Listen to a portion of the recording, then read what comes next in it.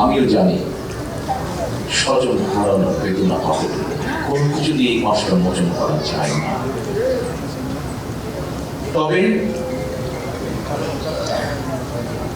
দুইভাবে আমরা গণ অভ্যুত্থানে আহতদের ক্ষতিপূরণ দেওয়ার চেষ্টা করতে পারি। এক, রাষ্ট্রীয় উদ্যোগে তাদের সর্বোচ্চ চিকিৎসা নিশ্চিত করা। দুই, সম্মানিত উপস্থিতিবৃন্দ, আগেই বলেছিলাম যে উদ্দেশ্য নিয়ে এই সাহসী মানুষগুলো রাজপথে নেমে এসেছিলেন, রাষ্ট্র এবং সমাজ সেই উদ্দেশ্য বাস্তবায়ন করা, অর্থাৎ মানুষের রাজনৈতিক অধিকার প্রত্যেকটি দল মত নির্বিশেষে প্রত্যেকটি মানুষের রাজনৈতিক এবং তার যোগ্যতা অনুযায়ী তার অর্থনৈতিক অধিকার নিশ্চিত করা। দীর্ঘ 1.5 দশকের বেশি সময় ধরে ফ্যাসিবাদ বিরোধী ধারাবাহিক আন্দোলন এবং 2024 সালে ফ্যাসিবাদ বিরোধী আন্দোলনের বীর শহীদ এবং আহত এবং হতাহতদের প্রতি রাষ্ট্রের অবশ্যই দায়িত্ব রয়েছে। একটি দায়িত্বশীল রাজনৈতিক দল হিসাবে বিএনপি সেই দায়িত্ব অনুভব করে, যার কথা একটু আগে আমি এবং আজকের অনুষ্ঠানের সভাপতি সাহেব উল্লেখ করেছেন আপনাদের সামনে। জনগণের রায় বিএনপি রাষ্ট্র পরিচালনার দায়িত্বে বলে অবশ্যই পর্যায়ক্রমিক আমরা আমাদের সেই দায়িত্ব, সেই অঙ্গীকার, সেই প্রতিশ্রুতি আপনাদের সামনে এবং দেশের মানুষের সামনে ইনশাআল্লাহ পূরণ করব।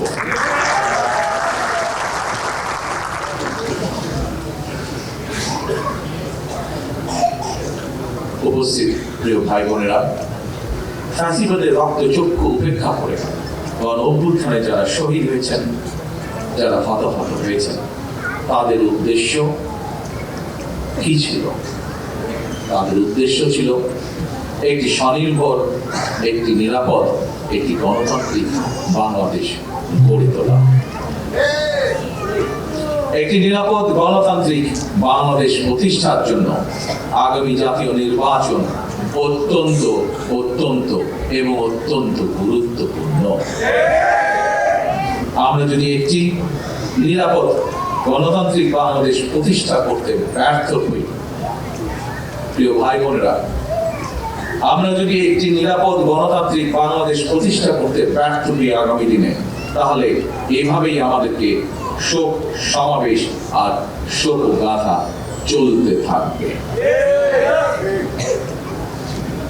সুতরাং আর শোক গাথা বা শোক সমাবেশ নয়, বরং আসুন গণতান্ত্রিক আমি মানুষ আগামীর বাংলাদেশে গণতন্ত্রের বিজয় গাথা রচনা করবে ইনশাআল্লাহ।